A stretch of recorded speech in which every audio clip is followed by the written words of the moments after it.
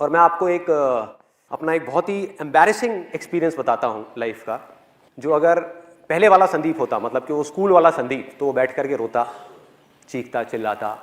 लेकिन ये जो कॉलेज वाला संदीप था, जो सीख गया था अपने ऊपर हंसना, उसने बड़ा एंजॉय किया। उसके लिए वो मज़ा था, मस्ती थी। आप में से कितने लोग बस में ट्रैवल करते हैं, भरी हुई बस में, जिन्होंने अच्छे से ट्रैवल किया है या पहले कभी किया है? ऑलमोस्ट सब ने। तो आप लोग बड़े आराम से रिलेट कर पाएंगे कि मैं क्या बोलने वाला हूँ। मैं कॉलेज से अपने घर आ रहा था एक बस के अंदर, और वो बस पूरी खचाखच भरी हुई थी। और बस में ट्रैवल करने की मेरे को सबसे ख़राब चीज़ ये लगती है कि उसमें जब बस पूरी तरह से भरी होती है तो सबके हाथ ऐसे होते हैं, और ज़्यादातर लोगों ने डिओड्रेंट नहीं लगाया होता। आप लोगों ने शायद ये प्रॉब्लम फेस करी होगी। तो हुआ क्या कि मैं ऐसी बस में ट्रैवल कर रहा, बस पूरी भरी हुई, और मुझे एक बड़ी अच्छी खुशबू आई, मतलब कमाल के एक परफ्यूम की खुशबू। और मैंने कहा यार ये क्या है, जहन्नुम में जन्नत दिख रही है, ये क्या है ये? मैं मतलब उसमें खो गया, उस खुशबू में। और मैंने अपने दोनों तरफ देखा, मैंने कहा ये कहाँ से आ रही है? तो मैंने पहले इधर देखा, इधर से नहीं थी।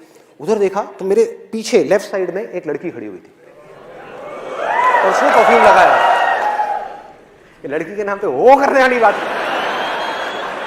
और जैसे मेरी नजर पड़ी कि ये इस लड़की में से ये परफ्यूम की खुशबू आ रही है, तो मेरे फेस पे हल्की सी स्माइल आ गई। और ये स्माइल उस लड़की को देख करके नहीं आई थी, क्योंकि आप लोगों को बैकग्राउंड पता है, उसको नहीं पता था। ये स्माइल आई थी उसके परफ्यूम की वजह से। तो मैंने देखा और मैंने कहा कितना अच्छा परफ्यूम है। तो हल्की सी स्माइल आई, लेकिन उस लड़की को ये डाउट हो गया कि मैं उसको छेड़ रहा हूँ, मैं उस पर लाइन मार रहा हूँ। और वो बिल्कुल गुस्से से मेरे को घूरने लग गई। मतलब उसने गुस्से वाली मेरे को लुक दी, और मैंने फटाफट से अपना मुंह नीचे कर लिया। मैंने कहा भाई पिटना नहीं है तो मुंह नीचे कर लो, भीड़ यहाँ पे बहुत है, बहुत मारेंगे सब मिल करके। तो मैं अपना आराम से ऐसे ही खड़ा हुआ। उसके 10-15 मिनट बाद में, गर्मी बहुत ज़्यादा थी, गर्मियों का टाइम था, और मेरे फेस पे पसीना आया। तो मैंने क्या किया, अपनी जेब में हाथ डाला रुमाल निकालने के लिए। अब ध्यान से देखो मेरा हाथ कैसा है, क्योंकि मैं आपको बता चुका हूँ कि मेरी उंगली मुड़ती नहीं है। तो मैं गया, मैंने जा करके अपनी जेब में हाथ डाला, रुमाल निकाला, और जब रुमाल निकाल रहा था तो वो उंगली जा करके उस लड़की के पैर पे टच हो गई। उसके पैर पे टच हो गई। आपने वो कहावत सुनी होगी, कंगाली में आटा गीला। बिल्कुल ऐसे ही कुछ मेरे साथ में हुआ कि पहले ही मेरी पिटने वाली हालत थी, और ऊपर से वो उंगली जा करके उसके पैर पे टच हो गई। मैं रुमाल लेकर के चुपचाप अपने फेस पे आया, और मेरी हालत खराब। मैं मन ही मन सोच रहा, मैंने कहा भाई अब क्या करूँ? दो ऑप्शन है मेरे पास में। एक तो ये है कि पलट करके इसको फटाफट से सॉरी बोल दूँ, लेकिन उसमें एक रिस्क है कि क्या हो अगर उसको पता ही नहीं है कि उंगली मेरी थी इतनी भीड़ में।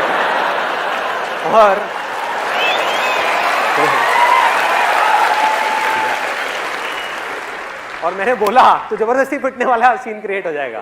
वो कहेगी अच्छा मेरे को उंगली मारी, तूने मारी? तो मैंने कहा भाई, तो मैं दूसरा ऑप्शन मेरे पास में ये था कि मैं चुप रहूं, आराम से देखता रहूं, मुंह नीचे करके ऐसे रिएक्ट करूं जैसे कुछ हुआ ही नहीं है। तो मैं सोच ही रहा था इन दोनों ऑप्शंस में से मैं कौन सा चूज करूं। इतनी देर में मेरे यहाँ पर राइट साइड में पीछे से किसी का हाथ आया, मतलब तगड़ा, जैसे सनी देओल का हाथ है ना, 2.5 किलो का हाथ, वो आया यहाँ पे, थड़ थड़ थड़ ऐसे करके। ओए, पीछे से आवाज आई, ओए। मैंने पीछे पलट करके देखा, और उस लड़की के साथ में एक लड़का खड़ा हुआ था, बॉडी बिल्डर टाइप का। अभी मुझे याद है उसने ब्लड रेड कलर की टाइट फिट टी शर्ट पहनी हुई थी, और उसके जो डोले थे, मतलब कि उसकी बाइसेप्स, वो ऑलमोस्ट उस टी शर्ट को फाड़ने वाली थी। इतना तगड़ा बंदा वहाँ पे पीछे खड़ा हुआ था। उसकी हाइट होगी करीबन 6-6.25 फीट। तो मैंने उसको पलट करके देखा, और पलटते ही अब मेरे को समझ ही नहीं आया मैं क्या बोलूँ। अब बहुत देर हो चुकी थी, अब सॉरी बोलने वाली स्टेज जा चुकी थी। मैंने कहा हाँ जी। बस मेरा ये बोलने की देर थी, लड़की का गुस्सा और बढ़ गया। कहती हाँ जी, मैं तुझे बताऊं हाँ जी। एक तो मुझे पहले देख करके हंसता है, उसके बाद में टच करता है, और फिर पलट करके कहता है हाँ जी। तो उल्टा पड़ गया मेरे ऊपर। मतलब जैसे ही मैंने उसको बोला, फिर मैंने उसको समझाया। मैंने कहा जी I am very very sorry. अब मैं आपको किस तरीके से समझाऊं, आप देखो ये जो मेरी 2 उंगलियां हैं, आप देखो इन दोनों की शेप्स में आपको साफ फर्क पता लग जाएगा। मेरी जो उंगली है ये मुड़ती नहीं है, मैंने जानबूझ करके नहीं किया, गलती से हो गया है। तो उसके बाद में उस लड़के ने बड़ा कमाल का डायलॉग बोला, जो उसके साथ में था, मुझे नहीं पता वो उसका क्या था, बट उसने बड़ा सही डायलॉग बोला। कहता ओ हीरो। मैं कहा हाँ जी। और क्या बोलूं? मैं कहा हाँ जी। कहता है मेरा हाथ दिख रहा है, ये भी अगर एक बार पढ़ना शुरू हो जाए ना तो रुकता नहीं है, जैसे तेरी उंगली मुड़ती नहीं है। तो मैंने कहा भाई आज तो तू गया, आज तो पिटाई होनी पक्की है। फिर उसके बाद में मैंने जितनी मैं कोशिश करता चला जा रहा था उतनी ही गड़बड़ होती चली आ रही थी। और ऐसे में गड़बड़ क्या होती है कि यहाँ तक तो ठीक था, मतलब ये जो लड़का था और ये लड़की थी, इसको तो मैं फिर भी किसी तरह से हैंडल कर लेता, लेकिन ऐसे में क्या होता है, जितनी भी भीड़ होती है वो सब लड़की की तरफ हो जाती है। उनको ये लगता है कि सारे लड़के ही बुरे हैं और कोई समझने को तैयार नहीं, मतलब किसी को पता ही नहीं कि हुआ क्या है। और वहां पर पीछे एक मूंछों वाले अंकल खड़े थे, वो बोलते कहते, ओए शर्म नहीं आती तेरे को, तू लड़की को छेड़ता है, भरी बस में लड़की को छेड़ रहा है। मैं पलटा, मैंने उनके हाथ जोड़े, मैं कहा अंकल जी आज तक मैंने अपनी गर्लफ्रेंड को नहीं छेड़ा, मैं इनकी गर्लफ्रेंड को क्या छेड़ा।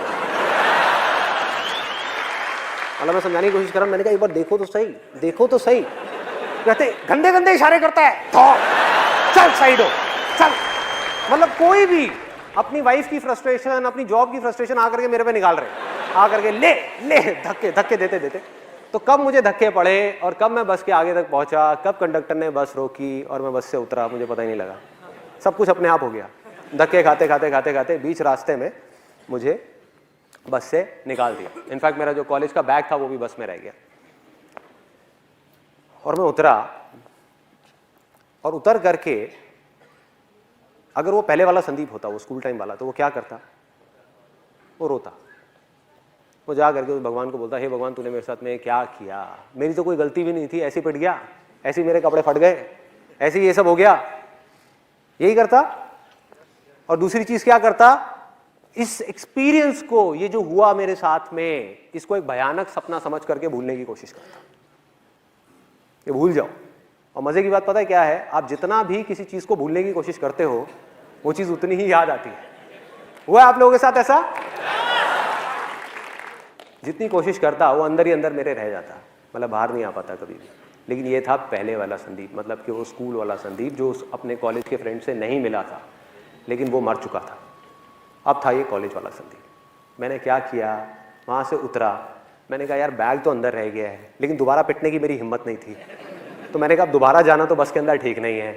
तो साइड में आया, वहाँ पर आ करके एक पानी की रेडी वाला खड़ा हुआ था, गर्मियों के अंदर वहाँ पे पानी की रेडी वाले खड़े होते हैं, उससे बढ़िया सा नींबू पानी बनवाया, नींबू पानी बनवा करके रोड के साइड में बैठा और हंसने लगा, अपने ऊपर ही हंसने लगा, मतलब अकेले में खुद का मजाक उड़ा रहा था। और बार बार सोच रहा, मैंने कहा यार मैंने सॉरी क्यों नहीं बोला। और अपने घर गया, वहाँ जा करके अपनी सिस्टर को एक किस्सा सुनाया। मैं कहा देख भाई मेरे साथ में ऐसी ऐसी चीज़ें हुई हैं। सिस्टर भी बहुत हंसी, कहती भैया तू तो बिल्कुल ही बेवकूफ़ है, बिल्कुल ही पागल है, ये क्या ज़रूरत थी ये सब करने की। मैंने कहा मैंने किया थोड़े, वैसे ही हो गया, मैं क्या करूँ। उसके बाद मैं अपने उन स्कूल फ्रेंड्स के पास में गया, वही जो मेरा बहुत मजाक उड़ाते थे, उनके पास में गया, उनको भी जा करके अपना पूरा किस्सा सुना दिया। और वो भी बहुत हंसे, कहते हमने सही नाम रखा था तेरा, उंगली देख उंगली करी दी ना तूने। कहते तू बाज नहीं आया, पंगे ले ही लिए ना। मैंने कहा हाँ यार क्या करूं, मैं ऐसा ही हूं। तो अब फर्क क्या था, क्योंकि मैं खुद पे हंसना सीख चुका था, उस समय नहीं आता था। तो अब वो लोग जैसे ही मेरा मजाक उड़ाते, पहले वो मुझे एक बोलते मैं उनको दो बोलता, अब वो मुझे एक बोलते मैं खुद के बारे में एक चीज और ऐड कर देता। वो कहते हैं हाँ भाई उंगली, मैंने कहा हाँ यार तुम सही कह रहे हो, सही नाम रखा है तुमने मेरा, मैं हूं ही बेवकूफ, मैं हूं ही पागल। तो ये करते करते हुआ क्या, मजे की बात मेरे को अभी भी याद है, उनमें से एक लड़का जो मेरा सबसे ज्यादा मजाक उड़ाता था स्कूल टाइम में, उसने बोला, जब ऐसे ही कुछ देर तक ये चलता रहा, तो उसने बोला, कहता भाई संदीप तू बिल्कुल बदल गया है, तू तो बिल्कुल ही बदल गया है। और उसकी जो टोन थी ना बोलने की, वो खुशी वाली टोन नहीं थी। He was in a state of shock. वो सदमे में था कि भाई ये हुआ क्या इस लड़के को, वो सदमे में था। क्यों? क्योंकि उसकी पावर उसके हाथ से चली गई थी। सोचो किसी के हाथ में बहुत ज्यादा पावर हो और वो एकदम से चली जाए रातों रात, तो क्या होगा, वो कैसे रिएक्ट करेगा, वो शॉक में आ जाएगा ना, कहेगा भाई ये क्या हुआ है, ये हो क्या रहा है। क्योंकि उसकी पावर थी क्या, उसकी पावर थी मेरा गुस्सा। मुझे गुस्सा आता था और वो मुझे गुस्सा दिलाता था। मैं चिढ़ता था, वो मुझे चिढ़ाता था। मैंने चिढ़ना बंद कर दिया, अब वो किसको चिढ़ाएगा। सोचो, उसकी पावर गायब, उसके जोक्स फेल, पूरी तरह से फेल। मतलब वो कुछ भी कोशिश करता हो फेल, किसी को हंसी नहीं आती। उसके बाद में जो मैं अपने बारे में बोलता हूं उसमें ज्यादा हंसी आती। तो ये मेरा लाइफ का छोटा सा मैंने आपको एक्सपीरियंस बताया कि किस तरह से अगर हम अपने अंदर एक इतना छोटा सा चेंज लेकर के आ जाए तो किस तरह से हमारी लाइफ एक बिल्कुल ही अलग डायरेक्शन पे निकल जाती है। सोचो मेरे अंदर का गुस्सा मर गया, फ्रस्ट्रेशन गायब हो गई, दुख गायब हो गया, क्योंकि अब मुझे हंसने के लिए किसी और की जरूरत नहीं थी, टीवी देखने की जरूरत नहीं थी, खुद के ऊपर अकेले में बैठ करके हंस सकता था। कितना कुछ मिल गया छोटी सी चीज के थ्रू। और आपने भी शायद ये चीज नोट करी होगी कि जब मैं स्टेज पर होता हूं या वैसे भी रियल लाइफ में भी, कि किसी भी तरह का कोई भी जोक क्रैक करने में, चाहे कितने भी लोग बैठे हो, चाहे 10 लोग बैठे हो, चाहे 10,000 लोग बैठे हो, मुझे 1% भी दिक्कत नहीं होती। हुआ क्या है कि आज मुझे अच्छे तरीके से समझ आ चुका है कि मैं चाहे कैसा भी जोक क्रैक करूं यहां पर, कैसा भी, अच्छा हो या बुरा हो, एक चीज गारंटीड है, आप लोगों ने हंसना ही हंसना है।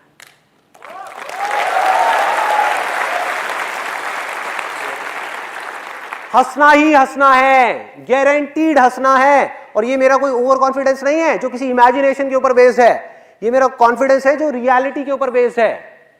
और मैं बताता हूं कैसे मैं ये बात बोल रहा हूं। मैंने कोई जोक क्रैक किया या कुछ बोला यहां पर आकर के, अगर आपको जोक समझ आ गया तो आप क्या करोगे? हंसोगे, उस जोक के ऊपर ठहाके मार मार के हंसोगे, खुल के हंसोगे। और अगर वो जोक समझ नहीं आया तो क्या होगा? तब भी आप हंसोगे। फर्क ये है कि आप मन ही मन मेरे जोक के ऊपर नहीं, मुझ पर हंसोगे। कि कितना बेवकूफ आदमी है, ये तो पागल है बिल्कुल ही। मन ही मन आप हंसे ना तो हुआ वो जो मैं चाहता था। मेरा मकसद क्या था? मेरा मकसद क्या था? ये नहीं था कि आप मेरे जोक के ऊपर हंसो, ये था कि आपकी जिंदगी में थोड़ी सी खुशी आ जाए, बस। अब इससे क्या फर्क पड़ता है कि आप मेरे जोक के ऊपर हंसो या मुझ पर हंसो? क्या फर्क पड़ता है? हाँ, या मेरी बेवकूफियों पे हंसो, या मेरे फेलियर्स पे हंसो, या मेरी वीकनेसेस पे हंसो। होता क्या है, जब हम धीरे धीरे इस रास्ते पे चलते हैं तो वो दिन दूर नहीं है जब सिर्फ हम अपनी छोटी छोटी वीकनेसेस का मजाक नहीं उड़ाते, बल्कि बड़े से बड़े फेलियर का भी मजाक उड़ा सकते हैं। बड़े से बड़े फेलियर का सोचो, ये क्या है?